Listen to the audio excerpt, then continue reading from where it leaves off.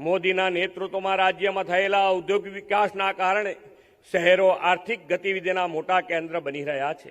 આ આર્થિક વિકાસના કેન્દ્રો 2047 સુધીમાં કેવા હશે તેનું અત્યારથી જ વડાપ્રધાનશ્રીએ આયોજન કરીને શહેરો અને આસપાસના વિસ્તારના હોલિસ્ટિક ડેવલપમેન્ટ માટે ગ્રોથ હબ તરીકે વિકસાવવાનો પ્લાન બનાવ્યો છે। રાજ્ય સરકારે કુલ 6 ગ્રોથ હબ વિકસાવવાનું આયોજન કર્યું છે। આપણે નીતિ આયોગની મદદથી સુરતના આસપાસના વિસ્તારોમાં સ્ટ્રેટેજિક રિજિયન ડેવલપમેન્ટ માટે સુરત ઇકોનોમિક ડેવલપમેન્ટ પ્લાન તૈયાર કર્યો છે। ગુજરાતના અન્ય ક્ષેત્રના વિકાસ માટે પણ આવો માસ્ટર પ્લાન ઘડવામાં આવી રહ્યો છે। ગુજરાતને એક વિકસિત અને સમૃદ્ધ રાજ્ય બનાવવા સુરત ઇકોનોમિક રિજિયનલ સહિત કુલ 6 ગ્રોથ હબ વિકસાવવામાં આવશે, જેના માટે હાલ અમદાવાદ, વડોદરા, રાજકોટ, સૌરાષ્ટ્રના દરિયાકાંઠો અને કચ્છ માટે રિજિયનલ ઇકોનોમી પ્લાન બનાવવામાં આવી રહ્યા છે। આદરણીય શ્રી નરેન્દ્રભાઈ મોદીએ શરૂ કરાવેલી વાયબ્રન્ટ ગુજરાત ગ્લોબલ સમિટની સફળતાથી ગુજરાત વિશ્વના ઉદ્યોગ માટે global gateway to the future બન્યું છે। હવે આપણે આવનાર દિવસોમાં રિજિયનલ વાયબ્રન્ટ સમિટના આયોજનથી પ્રાદેશિક ઔદ્યોગિક વિકાસ પણ વેગબંતો બનશે। આપણે રાજ્યમાં વિકાસના કામો માટે નાણાકીય વ્યવસ્થાપન એટલું સુદૃઢ કર્યું છે કે વિકાસ માટે ક્યારેય નાણાંની તંગી પડતી નથી। રાજ્યના બજેટમાં પણ ઉત્તરોત્તર વધારો કરતા જઈએ છીએ। આ વર્ષે ₹3.70 લાખ કરોડનું બજેટ આપ્યું છે। સામાજિક સેવા ક્ષેત્ર માટે બજેટની 35% રકમ ફાળવી છે। રાજ્યના શહેરોને સ્માર્ટ અને સસ્ટેનેબલ બનાવવામાં આ વર્ષે શહેરી વિકાસ વર્ષ ઉજવી રહ્યા છીએ। આવનાર સમયમાં રાષ્ટ્રીય અને આંતરરાષ્ટ્રીય રમતોની યજમાની આપણા શહેરો કરવાના છે। આ માટે આપણે ઉચ્ચ કક્ષાનું સ્પોર્ટ્સ ઇન્ફ્રાસ્ટ્રક્ચર વિકસાવી રહ્યા છીએ। સ્પોર્ટ્સ ફોર ઓલના મંત્રને સાકાર કરવા ગાંધીનગરમાં ₹317 કરોડના ખર્ચે દિવ્યાંગ ખેલાડીઓ માટે અદ્યતન સુવિધાઓ ધરાવતું આંતરરાષ્ટ્રીય કક્ષાનું પેરા હાઈ પરફોર્મન્સ સેન્ટર આકાર પામી રહ્યું છે। આ સેન્ટરમાં પેરા એથ્લેટિક્સને વિશ્વ કક્ષાની તાલીમ આપવામાં આવશે।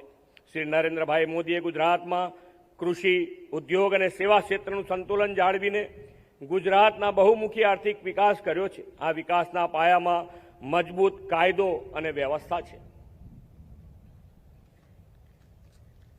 ગુનાહિત માનસિકતા ધરાવતા તત્વોમાં કાયદાનો ડર ઊભો કરીને રાજ્ય સરકારે નાગરિકોની સુરક્ષા અને શાંતિને સર્વોચ્ચ પ્રાથમિકતા આપી છે। વડાપ્રધાન શ્રી નરેન્દ્રભાઈ મોદી અને ગૃહમંત્રી શ્રી અમિતભાઈ શાહના નેતૃત્વમાં દેશમાં અનેક ઐતિહાસિક નિર્ણયો લેવાયા છે। આ નિર્ણયોમાં કલમ 370 નાબૂદી, ટ્રિપલ તલાકનો અંત અને નવી શિક્ષણ નીતિનો અમલ જેવી સિદ્ધિઓ સામેલ છે। આ દિશામાં એક વધુ મહત્વપૂર્ણ કદમ એ છે કે ગુલામીના પ્રતીક્ષામાં બ્રિટિશ સમયના જૂના કાયદાઓનો અંત લાવીને નવા ફોજદારી કાયદાઓ લાગુ કરવામાં આવ્યા છે। ગુજરાતે આ નવા કાયદાઓના અમલીકરણમાં પણ દેશમાં અગ્રેસર સ્થાન પ્રાપ્ત કર્યું છે અને તેના સકારાત્મક પરિણામો પણ દેખાઈ રહ્યા છે। આજે ગુજરાત નેટ સ્ટેટ ડોમેસ્ટિક પ્રોડક્ટમાં વ્યક્તિ દીઠ 1.96 લાખ સાથે દેશભરમાં મોટા રાજ્યોમાં અગ્રેસર છે। શહેર હોય કે ગ્રામીણ વિસ્તાર, દરેકે વિકાસ દરેક સુધી પહોંચે એવી હોલિસ્ટિક ડેવલપમેન્ટની આપણી નેમ છે। આ માટે આયોજનબદ્ધ શહેરી વિકાસને વધુ વેગ આપવા અને ગ્રામીણ વિસ્તારોને વધુ શહેરો જેવી સુવિધા આપવા સહિતની કેટલીક નવી યોજનાઓ આજે જાહેર કરીએ છીએ। શહેરી વિકાસ વર્ષમાં નાના નગરોના પણ સુનિયોજિત વિકાસ માટે 100થી વધુ ટાઉન પ્લાનિંગ સ્કીમ મંજૂર કરવામાં આવશે। 1 લાખ સુધીની વસ્તી ધરાવતા 55 નગરો માટે GIS આધારિત ડેવલપમેન્ટ પ્લાન તૈયાર કરવામાં આવશે। પોરબંદર મહાનગરપાલિકા વિસ્તાર માટે પણ આવી GIS બેઝડ વિકાસ યોજના બનશે। રાજ્યમાં થઈ રહેલા વિરત વિકાસને કારણે શહેરીકરણ પણ વધ્યું છે। શહેરોની સાથે ગ્રામ્ય વિસ્તારનું પણ વેલ પ્લાન ડેવલપમેન્ટ થાય એવો વડાપ્રધાનશ્રીનો હંમેશા અભિગમ રહ્યો છે। ગુજરાતમાં એ અભિગમને સાકાર કરવા મુખ્યમંત્રી ગ્રામોત્થાન યોજના શરૂ કરવામાં આવશે।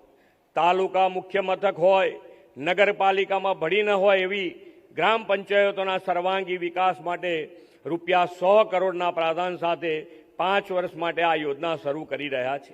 શહેરોમાં વધતી જતી વસ્તીના કારણે મોટા ગામડાઓ શહેરોનો વિકલ્પ બને અને નાગરિકોનું શહેરો તરફથી ગામોમાં આવતા પ્રેરાય તેવો આ યોજનાનો ઉદ્દેશ છે.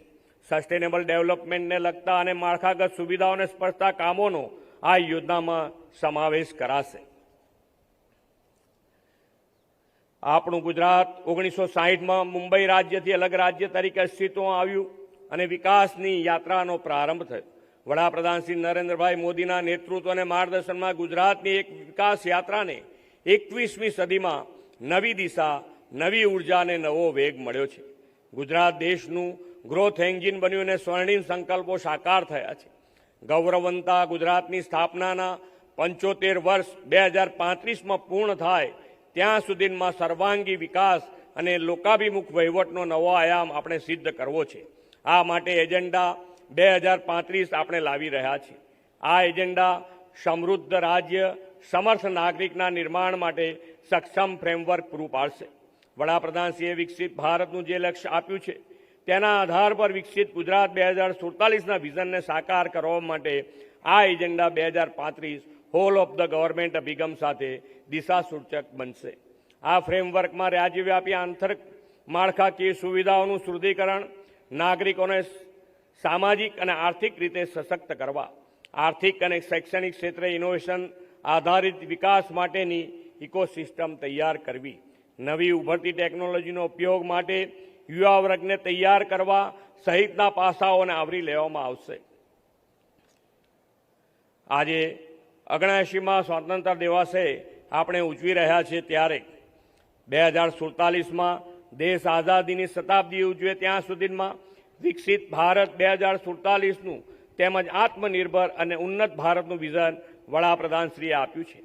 આ વિઝનને અનુરૂપ રહીને આપણે 5G ગુજરાત બનાવવાની દિશા પણ આગળ વધ્યા છે. ગરવી ગુજરાત, ગુજરાતની સાંસ્કૃતિક ધરોહર, પ્રવાસન અને ભૂકંપ પુનઃનિર્માણના સ્મૃતિવનને વૈશ્વિક ઓળખ અપાવી છે. ગુણવંતુ ગુજરાત, ગુજરાતના નાગરિકોનું જીવન ગુણવત્તાયુક્ત બને તે માટે અર્નિંગ વેલ અને લિવિંગ વેલના મંત્ર સાથે વિકસિત ગુજરાતનો રોડમેપ તૈયાર કર્યો છે. ગ્રીન ગુજરાત બનાવવા ગુજરાતે ગ્રીન ગ્રોથ અને રિન્યુએબલ એનર્જી તથા PM સૂર્ય ઘર મુફત વીજળી યોજનામાં લીડ લીધી છે. ગ્લોબલ ગુજરાત વેપારી રાજ્યમાંથી હવે વાઇબ્રન્ટ સમિટના પરિણામે ઉદ્યોગ અને આવનાર સમયની ટેકનોલોજી માટે ગ્લોબલ ગેટવે ટુ ઇન્ડિયા બન્યું છે. ગતિશીલ ગુજરાતના વિકાસના માર્ગો અવિરત ગતિશીલ રહે તે માટે ગરવી Gujarat high speed corridor, Namo Shakti expressway, rail અને મેટ્રોનું નેટવર્ક વિકસાવ્યું છે. વડાપ્રધાન